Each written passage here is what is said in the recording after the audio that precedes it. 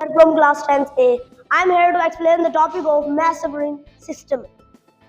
Mass spring system simple harmonic motion की एक ऐसी एग्जांपल है जिसके जरिए हम सिंपल हार्मोनिक मोशन को अच्छी तरह से एक्सप्लेन कर सकते हैं. First of all consider a mass. फर्ज करें एक बॉडी जिसका मैस m है, वो पोजीशन O पर यानी मीन पोजीशन पर है और ये स्प्रिंग के साथ अटैच है. फिर इसके बाद हम मैस m को पोजीशन A तक स्ट्रेच करते हैं और जो इसने डिस्प्लेसमेंट कवर किया है इसे x का नेम देते हैं और जो इसके ऊपर फोर्स एक्ट किया है वो F है. अकॉर्डिंग टू हुक्स लॉ जो फोर्स एक्ट कर रही है वो डायरेक्टली प्रोपोर्शनल है डिस्प्लेसमेंट के. सो प्रोपोर्शनैलिटी साइन को कैंसिल करने के लिए हम इक्वल्स का साइन और कांस्टेंट लगाएंगे. कांस्टेंट लगाने के बाद वैल्यू आएगी F is equal to minus K X. माइनस का मतलब डायरेक्शन का डिस्टेंस है. हम फोर्स इस तरफ लगा रहे हैं मगर जो इसकी रिस्टोरिंग फोर्स है वो मीन पोजीशन की तरफ एक्ट कर रही है. And next topic is spring constant जो कि K है. स्प्रिंग कांस्टेंट एक्टिंग फोर्स और डिस्प्लेसमेंट की रेशियो है. The ratio of force exerted on the spring into the change in length K is equal to minus F over x according to second law of motion.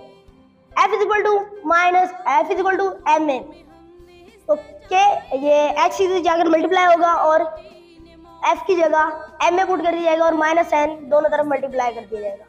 इसके बाद m को इससे separate किया जाएगा तो acceleration जो आएगा a is equal to minus k over m x.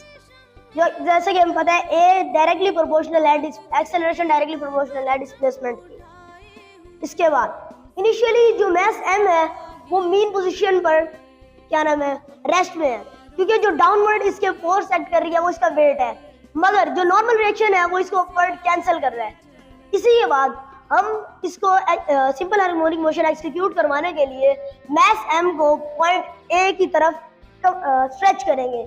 जब ये मैस m मीन पोजीशन से पॉइंट A की तरफ एक्सट्रीम पोजीशन पर आएगा तो इसके अंदर जो स्प्रिंग की वजह से जो स्ट्रेच होगा ये इसके अंदर इलास्टिक पोटेंशियल एनर्जी की वजह से रिस्टोरिंग फोर्स एक्ट करेगी. रिस्टोरिंग फोर्स हमेशा मीन पोजीशन की तरफ एक्ट करेगी और रिस्टोरिंग फोर्स की सबब ये मैस m मीन पोजीशन की तरफ मूव करेगा. मगर मीन पोजीशन की तरफ मूव करते हुए जब ये बॉडी मीन पोजीशन की तरफ पहुंचेगी तो ये वहां स्टॉप नहीं करेगा क्योंकि बॉडी की वेलोसिटी ज्यादा होगी. इस वक्त बॉडी की वेलोसिटी ज्यादा होगी इसलिए और बॉडी का इनर्शिया नहीं चाहेगा कि बॉडी स्टॉप करे. वो चाहेगा कि बॉडी अपने मोशन को कंटिन्यू रखे और इसके बाद बॉडी अपने इस पॉइंट से एक्सट्रीम पोजीशन B की तरफ मूव करेगी. लेकिन मीन पोजीशन से दूर जाने